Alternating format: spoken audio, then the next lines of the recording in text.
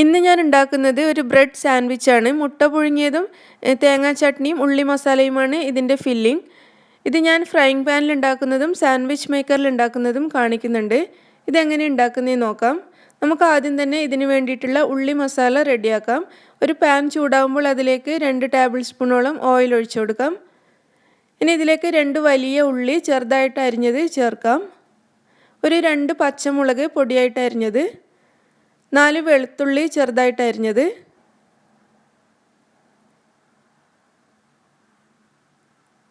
ഒരൽപ്പം കറിവേപ്പില, ഇത്രയും ചേർത്ത് കൊടുത്ത് ഇത് നന്നായിട്ട് വഴറ്റണം.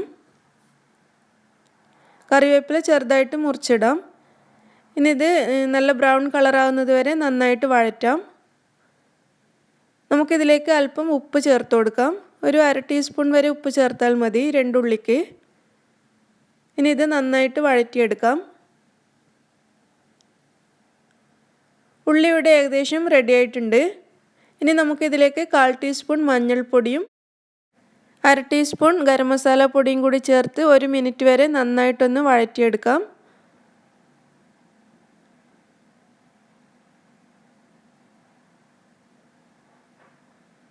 ഇനി ഇതിലേക്ക് 1 ടേബിൾ സ്പൂൺ മല്ലിയില അരിഞ്ഞത് ചേർക്കാം.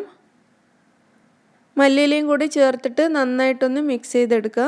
അതിനുശേഷം നമുക്കിത് അടുപ്പത്തുനിന്ന് മാറ്റിയിട്ട് തണുക്കാൻ വേണ്ടി വെക്കാം.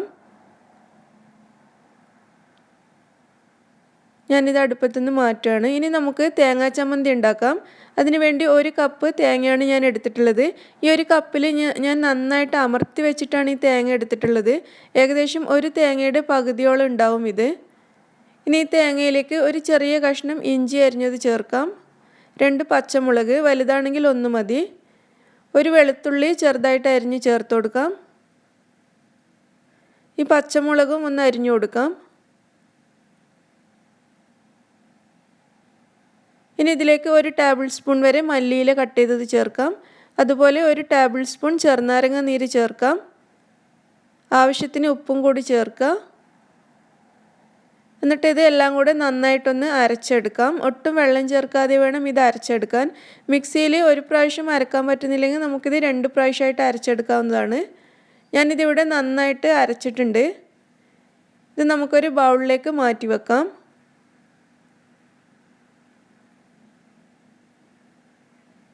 ഞാനിവിടെ കുറച്ച് ബ്രെഡ് ഇതിൻ്റെ സൈഡെല്ലാം കട്ട് ചെയ്ത് എടുത്ത് വെച്ചിട്ടുണ്ട്. അതുപോലെ 4 മുട്ട പുഴുങ്ങി വെച്ചിട്ടുണ്ട്. ഇത് നമുക്ക് ഓരോ മുട്ടയും 4 എണ്ണമായിട്ട് കട്ട് ചെയ്തെടുക്കാം. മുട്ട മുഴുവൻ ഞാനിവിടെ കട്ട് ചെയ്ത് വെച്ചിട്ടുണ്ട്. വേറൊരു പാത്രത്തിൽ 2 മുട്ട എടുത്ത് നന്നായിട്ട് ബീറ്റ് ചെയ്തെടുക്കാം.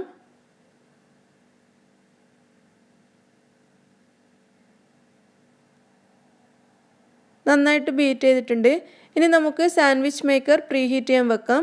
ഇതുപോലൊരു ഗ്രില്ലായിട്ടുള്ളതോ അല്ലെങ്കിൽ ഇങ്ങനെയുള്ള സാൻഡ്വിച്ചിൻ്റെ ഷേപ്പിലുള്ളതോ ഏത് വേണമെങ്കിലും നിങ്ങൾക്ക് എടുക്കാം. ഞാനിവിടെ ഗ്രിൽ ടൈപ്പാണ് വെച്ചിട്ടുള്ളത്. നമുക്കിനി ഇത് പ്രീ ഹീറ്റ് ചെയ്യാൻ വെക്കാം. പ്രീ ഹീറ്റ് ചെയ്തതിന് ശേഷം വെച്ച് കൊടുക്കുകയാണെങ്കിൽ ബ്രെഡ് നല്ല ക്രിസ്പി ആയിട്ട് കിട്ടും.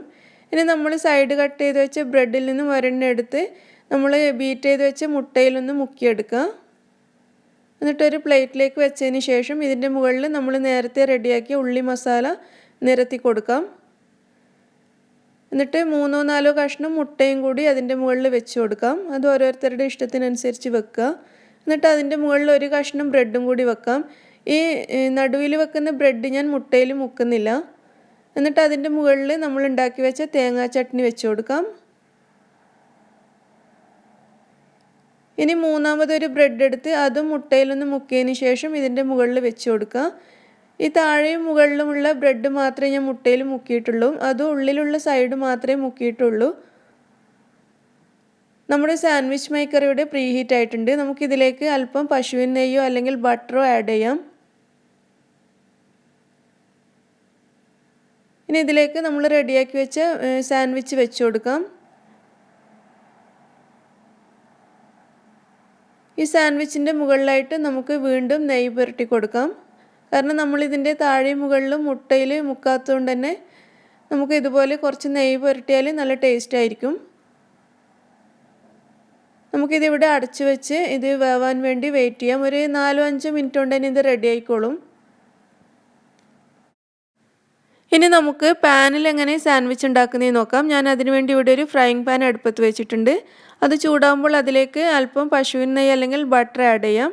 എന്നിട്ട് നമ്മൾ ഉണ്ടാക്കിയ സാൻഡ്വിച്ച് ഇതിൻ്റെ മുകളിലേക്ക് വെച്ച് കൊടുക്കാം. അതിൻ്റെ മുകളിലും അല്പം നെയ്യ് പുരട്ടി കൊടുക്കാം. എന്നിട്ട് നല്ല വെയിറ്റുള്ള എന്തെങ്കിലും പാത്രം എടുത്ത് ഈ ബ്രെഡിൻ്റെ മുകളിലായിട്ട് വെച്ച് കൊടുക്കാം. പാത്രത്തിന് നല്ല വെയിറ്റ് ഉണ്ടാവണം. എന്നിട്ട് വെച്ചിട്ടൊന്ന് പ്രസ് ചെയ്ത് കൊടുക്കാം.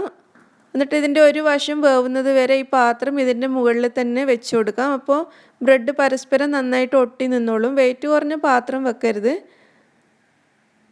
ഇതിൻ്റെ ഒരു വശം നന്നായി വെന്തിട്ടുണ്ട്. നമുക്കിത് തിരിച്ചിട്ട് കൊടുക്കാം. ഇനി പാത്രം ബ്രെഡ് നന്നായിട്ട് പരസ്പരം ഒട്ടിയിട്ടുണ്ട്.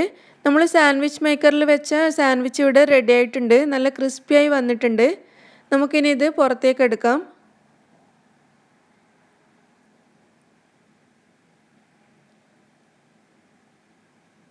നമ്മൾ പ്രീ ഹീറ്റ് ചെയ്ത് വെച്ചതുകൊണ്ട് ഇത് നല്ല ക്രിസ്പി ആയിട്ടാണ് ഇരിക്കുന്നത്. നമ്മൾ പാനിൽ വെച്ച സാൻഡ്വിച്ചും റെഡിയായി കഴിഞ്ഞു. ഇതും നമുക്ക് പുറത്തേക്ക് എടുക്കാം. നിങ്ങൾക്ക് കാണാൻ പറ്റുന്നുണ്ടാവും ഇതിൻ്റെ രണ്ട് സൈഡും നന്നായിട്ട് മൊരിഞ്ഞിട്ടുണ്ട്. ചെറിയ തീയിൽ വെച്ചിട്ടാണ് ഞാനിത് ചെയ്തിട്ടുള്ളത്. അങ്ങനെ നമ്മുടെ അടിപൊളി സാൻഡ്വിച്ച് ഇവിടെ റെഡിയായി കഴിഞ്ഞു. നിങ്ങൾക്ക് ഈ റെസിപ്പി ഇഷ്ടമായെന്ന് വിചാരിക്കുന്നു. ഇഷ്ടമായിട്ടുണ്ടെങ്കിൽ ലൈക്ക് ചെയ്യാനും ഷെയർ ചെയ്യാനും മറക്കരുത്. അതുപോലെ നിങ്ങളുടെ അഭിപ്രായം അറിയിക്കാൻ മറക്കരുത്. എൻ്റെ ചാനൽ സബ്സ്ക്രൈബ് ചെയ്യാത്തവരാണെങ്കിൽ സബ്സ്ക്രൈബ് ചെയ്യണം. താങ്ക്